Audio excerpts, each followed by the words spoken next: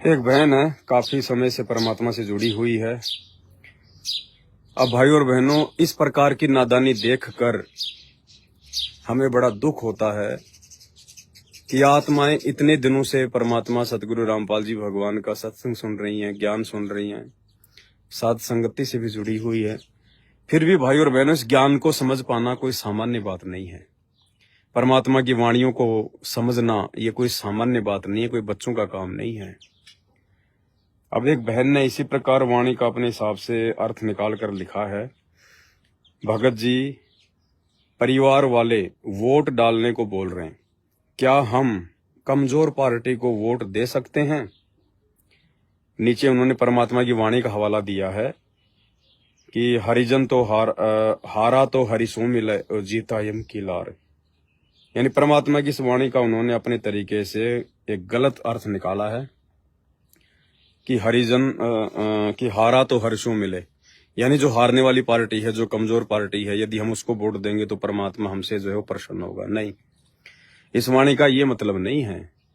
ये वाणी परमात्मा की है कि हरिजन तो हारा भला और जीतन दे संसार, हारा तो हरिसों मिले जीता यम की लार।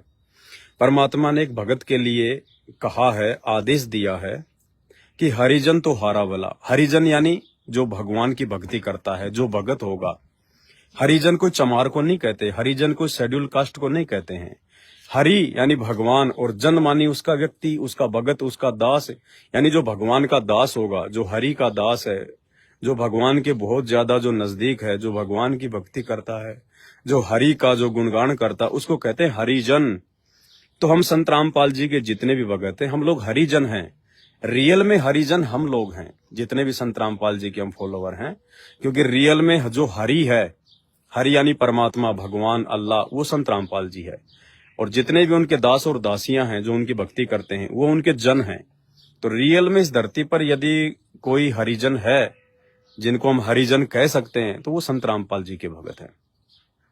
तो परमात्मा कहते हैं जो भगवान का भगत है, जो आधीनी के साथ में चलेगा इस भक्ति मार्ग पर, अपने इस सामाजिक जीवन में, सांसारिक जीवन में, हमेशा वो हार कर चलेगा। हार कर चलने का मतलब है आधीनता के साथ, विनम्रता के साथ, नम्रता के साथ।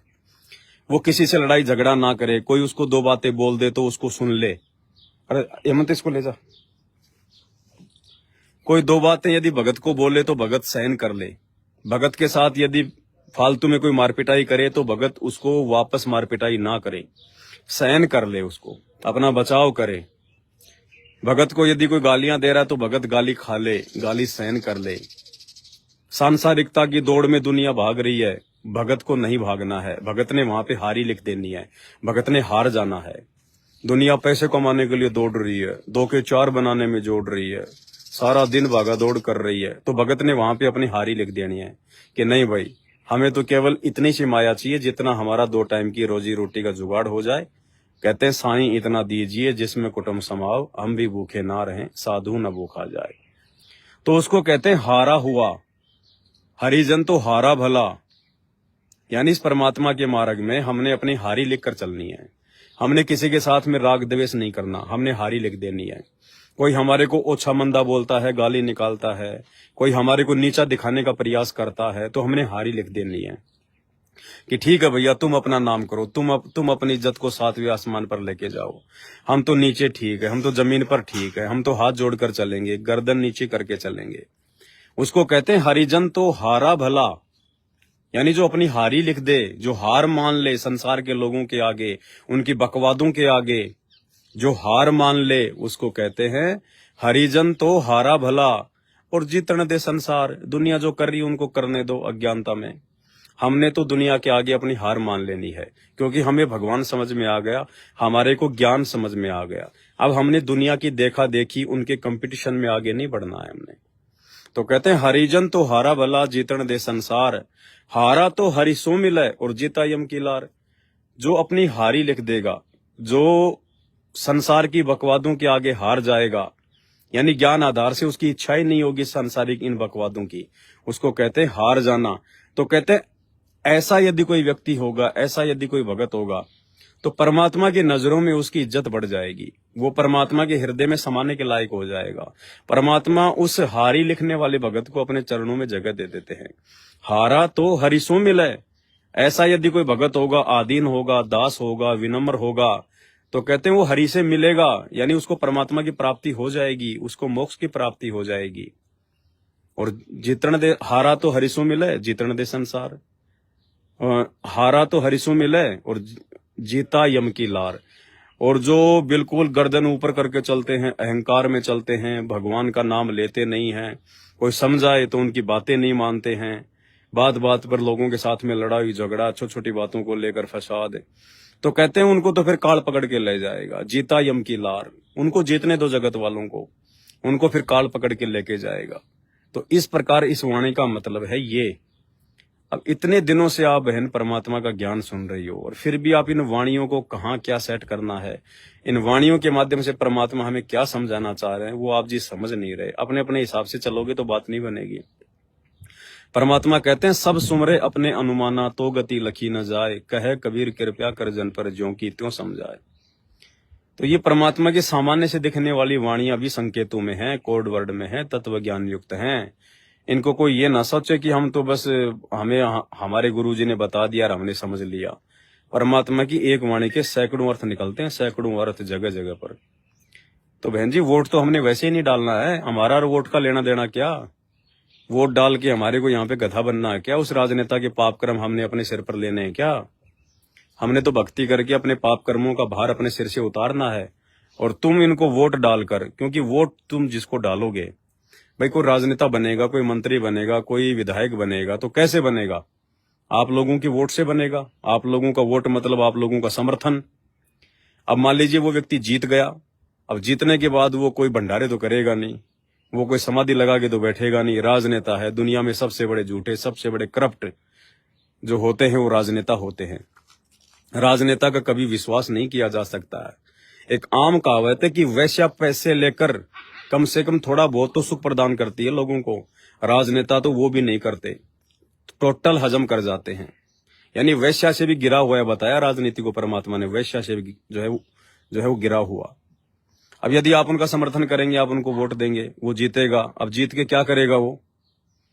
जिन जिन लोगों ने उसको फाइनेंशियली सपोर्ट किया है, उसको पैसे दिए हैं चुनाव के लिए, उनमें से कोई तो दारू के ठेके का फार्म भरेगा, कोई बूचड़ खाने का फार्म भरेगा, कोई शराब की फैक्ट्री का फार्म भरेगा, कोई बियर की फैक्ट्री का ठेका लेगा। अब उसकी मजबूरी है उन लोगों को वो ठेके देना, उन लोगों को वो सुविधाएं प्राप्त करवाना, क्योंकि उन तमाम लोगों ने उस राजनेता को चुनाव में आर्थिक सहयोग किया है। अब वो क्या करेंगे वो राजनेता, बताओ? अब वो जितने भी दारू के ठेके खोलेगा, बीड़ी सिगरेट की दुकानें खुलवाएगा, बियर की दुकानें खुलवाएगा, शराब की दुकानें खुलाएगा, जितने भी वो झूठ बोलेगा, जितने भी झूठे वादे करेगा वो लोगों के साथ में, जितने भी वो कुकर्म करेगा या जितने भी लोगों को कुकर्म करने के लिए वो छूट देगा, सहयोग देगा, और जितने भी कुकर्म होंगे उसके कार्यकाल में, और आपने उसको सपोर्ट किया है, आपने उसको वोट दिया है, आपके समर्थन से वो कुकर्म करने के लिए जीता है, तो उसके तमाम कुकर्मों में आपका सहयोग रहेगा 5 वर्ष तक, जब तक वो राज करेगा। एक सरपंच से लेकर एक राष्ट्रपति तक, यदि आप किसी को भी सपोर्ट करते हैं तो भगत होकर, भाई संसार वाले हैं वो जो मर्जी करें, उनको क्या करना है, किसको वोट देना है, कौन सी पार्टी को देना है, वो जाने, उनका काम जाने। हम भगत हैं परमात्मा के, हमने तो यहां से पीछा छुड़वाना है भक्ति करके। और ये राजनीति तो सबसे बड़ी गंदी चीज है, सबसे बड़ी गंदी चीज है, इससे बड़ी हराम कोई चीज नहीं है।